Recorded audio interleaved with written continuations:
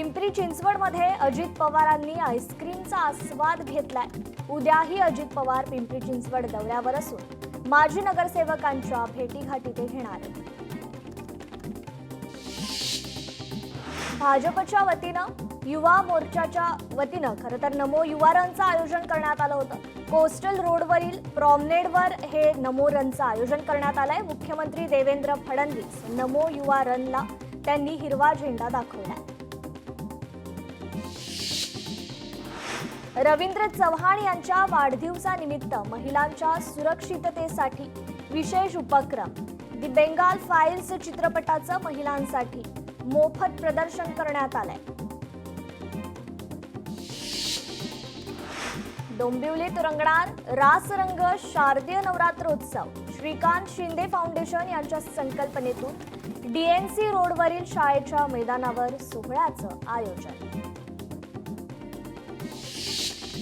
मध्य रेल्वेच्या कर्जत यार्ड पुनर्बांधणीच्या कामासाठी ब्लॉक सलग 3 दिवस विशेष मेगा ब्लॉक घेण्यात येणार आहे। ब्लॉक कालावधीत लांब पल्ल्याच्या रेल्वे गाड्यांवर याचा परिणाम दिसणार आहे।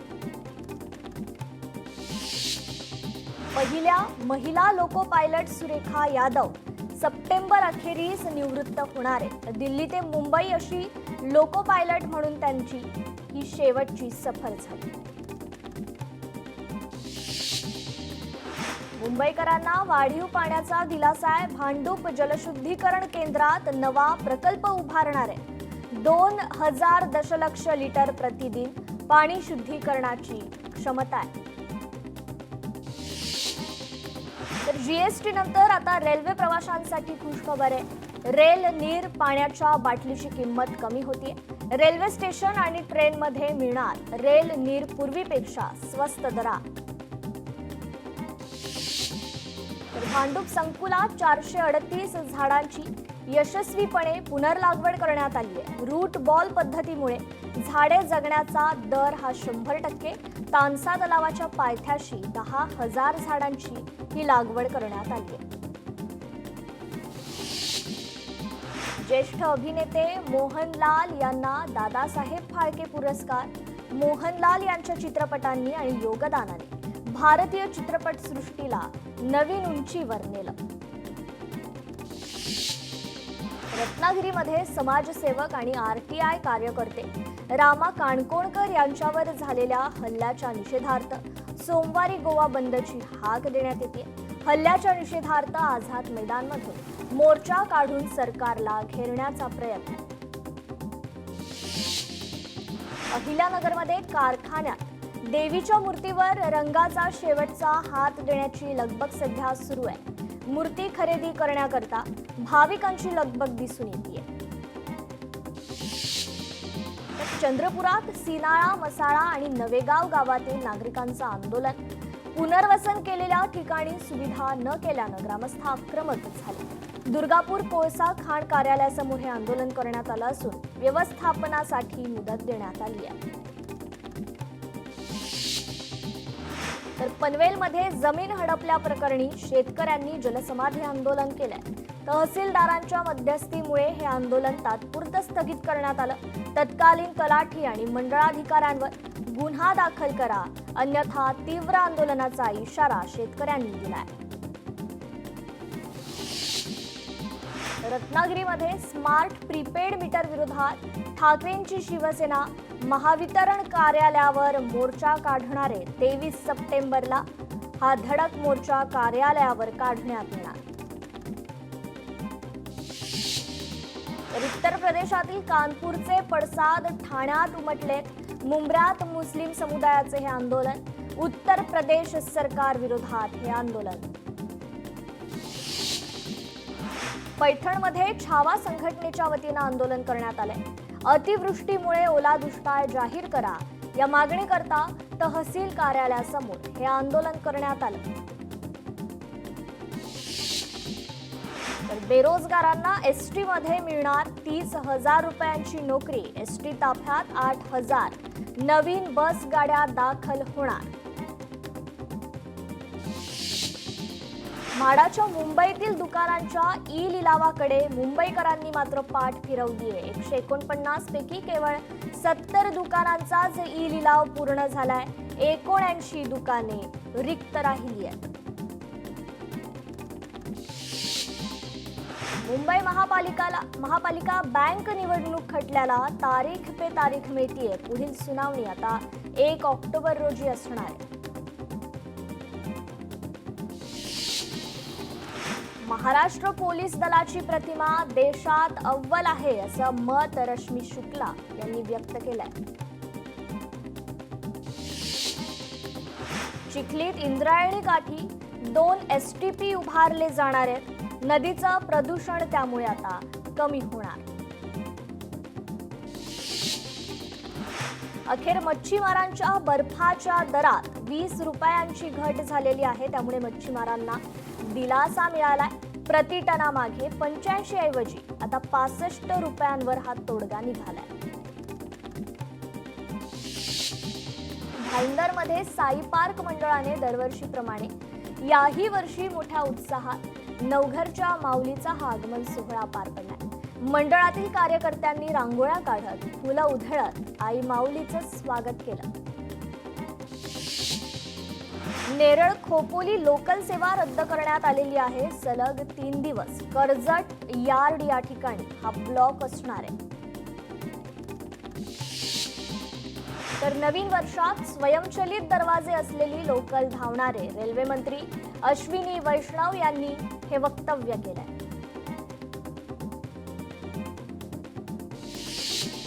राणीच्या बागेत सिंहाची प्रतीक्षा मात्र कायम आहे. मुंबईकर सिंहाच्या प्रतीक्षेत आहेत. गारगाई धरण अजूनही परवानगीच्या प्रतीक्षेत आहे. वनविभागाच्या परवानगीची अद्याप प्रतीक्षा आहे.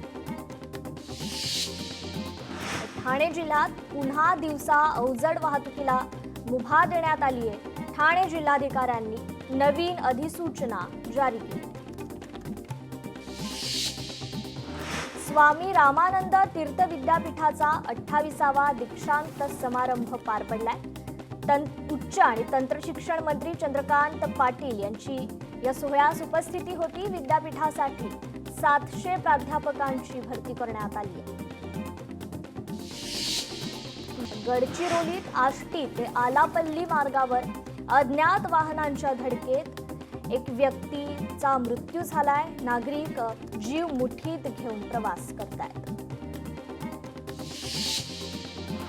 लक्ष्मण हाकेंना राजू वाघमार यांनी सल्ला दिलाय. ओबीसींच्या मागण्या सीमित असू द्या.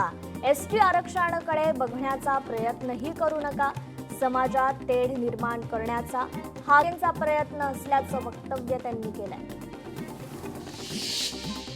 यवतमाळ जिल्हा परिषदेसमोर थकीत मानधन आणि पुनर्नियुक्तीच्या मागणीकरता योगा शिक्षकांनी हे धरणे आंदोलन केलंय. मागणी मान्य न झाल्यास मंत्रालयावर मोर्चा काढण्याचा इशारा यावेळी देण्यात आला. सिंधुदुर्गात शरद पवारांच्या राष्ट्रवादीकडून गोपीचंद पडळकरांच्या निषेधार्थ हे आंदोलन छेडण्यात आलं. पडळकरांच्या प्रतिमेला जोडे मारत हे आंदोलन करण्यात आलं. शेतकऱ्यांच्या प्रश्नावर काढण्यात आलेल्या मोर्चा प्रसंगी बच्चू कडू यांनी मंत्री गुलाबराव पाटील यांच्यासह राज्यातील पालकमंत्र्यांच्या घरात घुसण्याचा इशारा दिला होता. यावर मंत्री गुलाबराव पाटील यांनी आपल्या खास अहिराणी शैलीत त्याला प्रत्युत्तर दिलंय. तर जामखेडच्या आमसभेत रोहित पवारांचा संताप झाला. हा तुमच्या बापाचा पैसा नाही, रोहित पवारांनी असं म्हणत एका अधिकाऱ्याला झापलं. गटार योजनेचं काम निकृष्ट झाल्यानं नागरिकांच्या तक्रारी आल्यानं हा सर्व प्रकार घडलाय. ठाकरेंच्या काळातील शिवभोजन थाळी योजना सुरू ठेवणार अशी महत्त्वपूर्ण घोषणा महसूल मंत्री चंद्रशेखर बावनकुळेंनी केली आहे. शिवभोजन थाळी योजनेकरता 200 कोटी रुपये मंजूर झाल्याची माहिती देखील चंद्रशेखर बावनकुळेंनी दिली आहे. नाशिकच्या त्र्यंबकेश्वरमध्ये पत्रकारांना मारहाण केल्याची घटना घडली आहे. ठेकेदाराच्या गुंडांकडून पत्रकारांना मारहाण करण्यात आली. मारहाणीत काही पत्रकार जखमी झाले.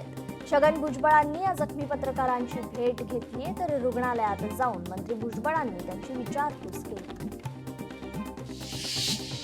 अहिल्यानगरच्या पदाधिकाऱ्यांना ठाकरेंनी मार्गदर्शन केले. स्थानिक स्वराज्य संस्थांच्या दृष्टिकोनातून बांधणी भक्कम करा, स्थानिक पातळीवर महाविकास आघाडी संदर्भात विचार करा असे आदेश स्थानिक पातळीवर निर्णय घेण्याचे उद्धव ठाकरेंनी दिले. तर पत्रकारांना मारहाण प्रकरणी आता मुख्यमंत्री फडणवीस यांनी कठोर कारवाईचे आदेश दिलेत. नाशिक जिल्हाधिकाऱ्यांना मुख्यमंत्री फडणवीसांचा फोन गेलाय. मारहाण करणाऱ्यांविरुद्ध कठोर कारवाईचे आदेश देण्यात आले असून पोलिसांकडून गुन्हा दाखल करण्याची प्रक्रिया सुरू आहे. महसूल मंत्री चंद्रशेखर बावनकुळे चंद्रपूर दौऱ्यावर आहेत. जनसंवाद कार्यक्रमाला बावनकुळेंनी हजेरी लावली तर बावनकुळेंनी एकही व्यक्तीची समस्या ऐकली नाही, आम आदमी पक्षाने हा आरोप केलाय. कार्यक्रमात जनतेची दिशाभूल झाल्याचा हा आरोप आहे. अहिल्यानगरच्या पदाधिकाऱ्यांना ठाकरेंनी मार्गदर्शन केले. स्थानिक स्वराज्य संस्थांच्या दृष्टिकोनातून बांधणी भक्कम करा, स्थानिक पातळीवर मग या संदर्भात विचार करा, स्थानिक पातळीवर निर्णय घेण्याचे उद्धव ठाकरेंचे हे आदेश आहेत. पोलीस दलात केंद्राकडून हस्तक्षेप होत नाही. डीजी असलेले निवृत्त अधिकारी बोलतात ते चुकीचं. मीरा बोरवणकरांच्या मुलाखती भाषणासंदर्भात हे स्पष्टीकरण देण्यात आले. 11 वर्षात 8 वर्ष 5 महिने गृह खातं माझ्याकडे तसा हस्तक्षेप नसतो. मुख्यमंत्री देवेंद्र फडणवीसांचे हे स्पष्टीकरण समोर आले. शिंदेंची जोगेश्वरी स्पोर्ट्स क्लबमध्ये पदाधिकाऱ्यांशी चर्चा. विभागातील कामावर भर देण्याच्या शिंदेंच्या सूचना.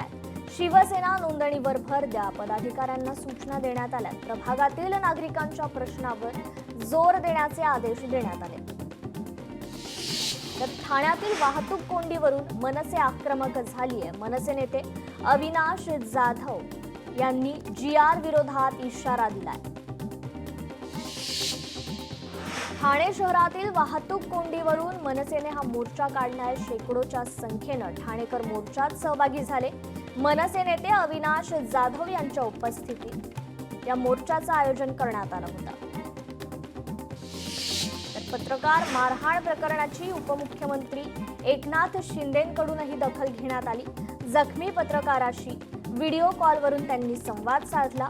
दोषींना ताबडतोब अटक करून कारवाईचे निर्देश देण्यात आले असून नाशिक ग्रामीण पोलीस अधीक्षकांना हे निर्देश देण्यात आले. तर नाशिकच्या त्र्यंबकेश्वरमध्ये 4 पत्रकारांना ही मारहाण झाली आहे. मालेगावच्या गिंगाव फाटा परिसरात गांजाची तस्करी उघडकीस आली आहे. मालेगाव पोलिसांनी ही मोठी कारवाई केली. कारवाईत 15 किलो गांजा जप्त करण्यात आलाय. जालन्यातील अतिवृष्टी अनुदान घोटाळ्यातील आरोपीला जेरबंद करण्यात आलाय. आरोपीला अमरावतीतून अटक करण्यात आली. आर्थिक गुन्हे शाखेने ही कारवाई केली आहे. धाराशिवमध्ये कला केंद्र विरोधात पोलिसांनी कारवाई केली आहे. एका कला केंद्राचा परवाना कायमस्वरूपी रद्द करण्यात आलाय. 5 कला केंद्र चालकांविरोधात गुन्हे दाखल करण्यात आले. नियमभंग केल्याप्रकरणी कला केंद्रांवर हे गुन्हे दाखल झाले. शिरूरच्या सासवडच्या नागरी सहकारी पतसंस्थेचा मोठा आर्थिक घोटाळा समोर आलाय. तब्बल 65 लाखांचा कर्ज गैरव्यवहार झाल्याचा आरोप आहे. पतसंस्थेच्या संचालक आणि व्यवस्थापनासह 11 जणांविरोधात गुन्हा दाखल करण्यात आलाय. रत्नागिरीत सुरक्षा तपासणी दरम्यान अधिकाऱ्यांनी कपड्यामध्ये 10,000 किमतीचं ई-सिगरेट सापडल्या. एका UK नागरिकाविरुद्ध गुन्हा दाखल करण्यात आलाय. लातूरच्या औसा रोड परिसरात दिवसाढवळ्या रोकड लंपास करण्यात आली आहे. वर्दळीच्या ठिकाणी चोरी झाल्यानं एकच खळबळ उडाली. पोलिसांकडून तपास सुरू आहे. नागपूरमध्ये मोटरसायकल चोरी करणाऱ्या 2 सख्ख्या भावांना अटक करण्यात आली आहे. आरोपींकडून 50 वाहने आणि 50 लाख रुपयांचा मुद्देमाल हस्तगत करण्यात आलाय. भिवंडी शहरातील 10 किलो गांजाने भरलेली सुटकेस जप्त करण्यात आली आहे. संशयितास पोलिसांनी ताब्यात घेतलं असून पोलिसांकडून पुढील तपास सुरू आहे. नवी मुंबईतील तळोजामध्ये 17 वर्षीय तरुणीची हत्या केल्याची घटना घडली आहे. घरगुती वादातून अल्पवयीन मुलीची घरात घुसून हत्या करण्यात आली. आरोपी हा मृत मुलीच्या मावशीचा पती आहे. फेज 2 मधील आसावरी सोसायटीतील हा धक्कादायक प्रकार आहे.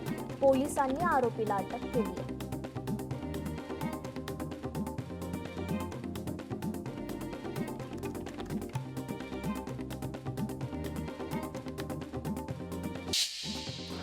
सोलापूरच्या माढा तालुक्याला मुसळधार पावसाने झोडपलंय. आमदार अभिजित पाटील यांनी अतिवृष्टी आणि पुरामुळे झालेल्या नुकसानीची पाहणी केली आहे. सरसकट पंचनामे करून शेतकऱ्यांना मदत मिळावी, मुख्यमंत्री फडणवीसांकडे ही मागणी करण्यात आली आहे. राज्यातील काही भागात मागील 2 ते 3 दिवसांपासून ढगाळ वातावरण आहे. सकाळच्या सुमारास हलक्या ते मध्यम स्वरूपाचा पाऊस पडलाय. तर भंडाऱ्यात दमदार पावसाने हजेरी लावली आहे. नागरिकांची मात्र तारांबळ उडाली.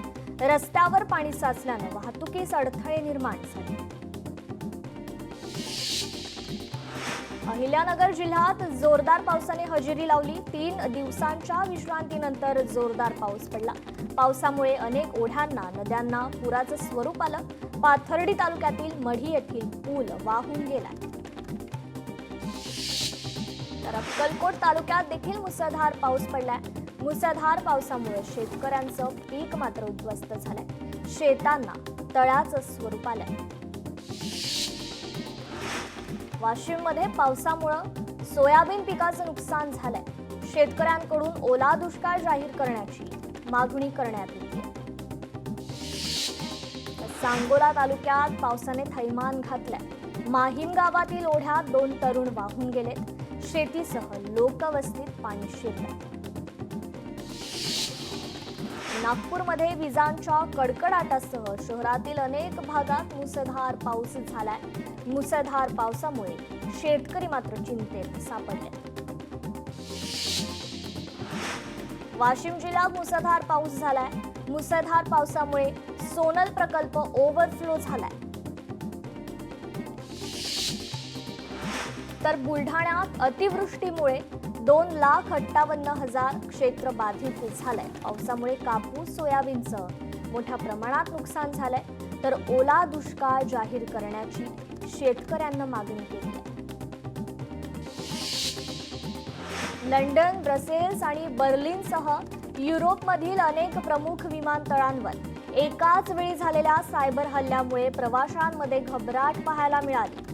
या हल्ल्यामुळे विमानतळांवरील चेक इन आणि बोर्डिंग प्रणाली पूर्णपणे ठप्प झाली होती. प्रवाशांची त्यामुळे विमानतळावर मोठी गर्दी पाहायला मिळाली. नवी मुंबईत रिक्षाचा अपघात घडलाय. अचानक ब्रेक मारल्याने रिक्षा उलटली. अपघातात रिक्षा चालकाला किरकोळ दुखापत झाली. आज भारत आणि पाकिस्तानचा सामना आहे. दुबई आंतरराष्ट्रीय क्रिकेट स्टेडियमवर हा सामना रंगेल. रात्री 8 वाजता या सामन्याला सुरुवात होणार. पंतप्रधान मोदींच्या हस्ते मुंबई इंटरनॅशनल क्रूज टर्मिनलचं उद्घाटन करण्यात आलं. समुद्री प्रवाशांना आता आधुनिक सुविधा उपलब्ध होणार आहे. साताऱ्यात नमो युवा रन 2025ला जबरदस्त प्रतिसाद मिळतोय. 2000हून अधिक स्पर्धकांसह शिवेंद्रसिंहराजे भोसले, जयकुमार गोरे देखील या स्पर्धेत सहभागी झाले. अमरावती शेतकऱ्यांच्या विविध मागणीसाठी बच्चू कडू आक्रमक झालेत. 28 ऑक्टोबरला बेमुदत आंदोलन करणार आहेत. बच्चू कडू यांची ही प्रतिक्रिया समोर आली. तर रत्नागिरीच्या लांजा गृहिणीने घराच्या अंगणात झेंडूच्या फुलांची बाग फुलवली आहे. 500 झेंडूंच्या लागवडीत 20,000 रुपयांचं उत्पन्न मिळालंय. तर पुण्यात देवींच्या शक्तीस्थळ दर्शनासाठी विशेष पर्यटन बस सेवा आहे. भाविकांनी लाभ घेण्याचं पीएमपीने आवाहन केलंय. धाराशिव जिल्ह्यातील अनेक गावात पावसाचा जोर कायम आहे. नदीवरील पूल पाण्याखाली गेलाय. त्यामुळे अनेक गावांचा संपर्क तुटलाय. जालन्यात मुसळधार पावसामुळे झालेल्या नुकसानीची बबनराव लोणीकर यांनी पाहणी केली आहे. मंठा तालुक्यात पिकांचं मोठं नुकसान झालंय. तातडीने पंचनामे करण्याच्या अधिकाऱ्यांना सूचना दिल्या.